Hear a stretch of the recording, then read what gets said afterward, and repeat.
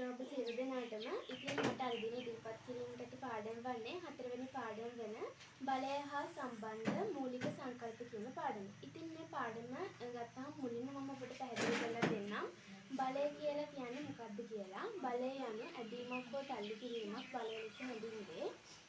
ඉතින් මේ බලයක් යෙදීම මගින් නිශ්චල වස්තුවක් චලනය කිරීමට චලනය වෙන වස්තුවක් නිශ්චල කිරීමට ඒ වගේම චලනය වෙන වස්තුවක වේගය වෙනස් කිරීමට චලනය වෙන වස්තුවක දිශාව වෙනස් කරන්න ඒ වගේම තමයි වස්තුවක හැඩය වෙනස් කරන්නත් පුළුවන්.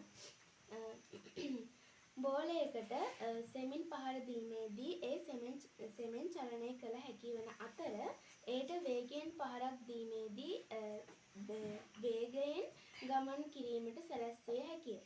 ඉතින් සෙමෙන්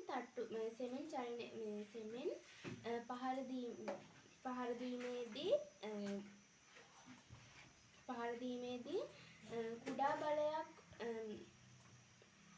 බලයක් යොදන අතර වේගයෙන් පහර දීමේදී විශාල බලයක් යෙදීමට සිදු වෙනවා. ඉතින් ඔබට මේ පැහැදිලි වෙනවා ඇති බලය සඳහා විශාලත්වයක් තියෙනවා කියලා. ඉතින් බලයට විශාලත්වයක් තියෙනවා.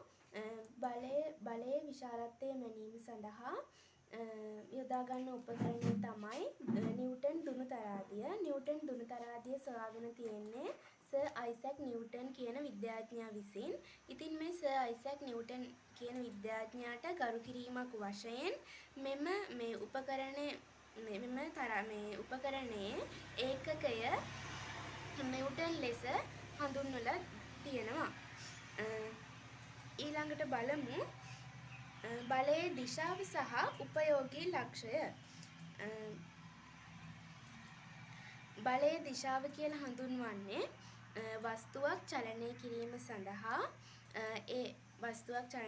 සඳහා ඒ මත බලයේ යොදන දිශාව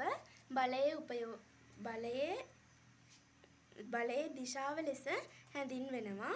උපයෝගී ලක්ෂය ලෙස හැඳින්වෙන්නේ වස්තුවක් චලනය කිරීම සඳහා ඒ මත බලයේ යොදන ලක්ෂය එම බලයේ උපයෝගී ලක්ෂය ලෙස හඳුන්වනවා. ඉතින් බලයේ දිශාව සඳහා උදාහරණ කිහිපයක් කියන්නම්. කැරම් මිත්තෙකුට ඩිස්කය මගින් බලයක් යෙදූ විට කැරම් ඉත්තාගේ චලිතය එහි දිශාව වේ. ඒ වගේම තමයි බෝලයකට පිත්තකින් පහරක් එල්ල කිරීමේදී බෝලයේ ගමන් මඟ එහි දිශාව ලෙස හැඳින්වේ. ඊළඟට ඔබට රූප සටහනක් මගින් හඳුන්වලා දෙන්නම් බලයේ රූපික නිරූපණය.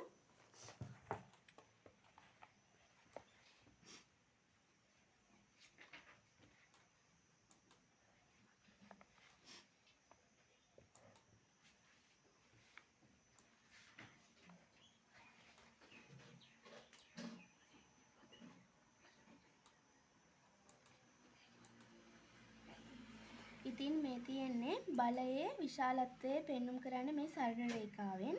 එතකොට මේ මෙතන තියෙන E හිසෙන් බලයේ දිශාව පෙන්눔 කරනවා. එතකොට මෙන්න මෙතන තියෙන ලක්ෂයෙන් බලයේ උපයෝගී ලක්ෂය නිරූපණය කරනවා. ඉතින් මේකට තමයි කියන්නේ බලයක රූපික නිරූපණය කියලා. එතකොට බලයේ දෛශික රාශි වෙනවා. දෛශික රාශි කියලා කියන්නේ විශාලත්වයක් මෙන්ම දිශාවක් ඇති භෞතික රාශි තමයි දෛශික රාශි කියලා කියන්නේ. එතකොට මම ඔබට කලින් පැහැදිලි කරා බලයට විශාලත්වයක් තියෙනවා කියලා. ඒ වගේම තමයි බලයට දිශාවකුත් තියෙනවා. එතකොට එතකොට බලයේ දිශාවක් සහ විශාලත්වයක් තියෙන හින්දා බලයේ දෛශික රාශියක් කියලා හඳුන්වනවා. ඉතින් මගේ ඉදිරිපත් කිරීම මෙතනින් අවසానයි.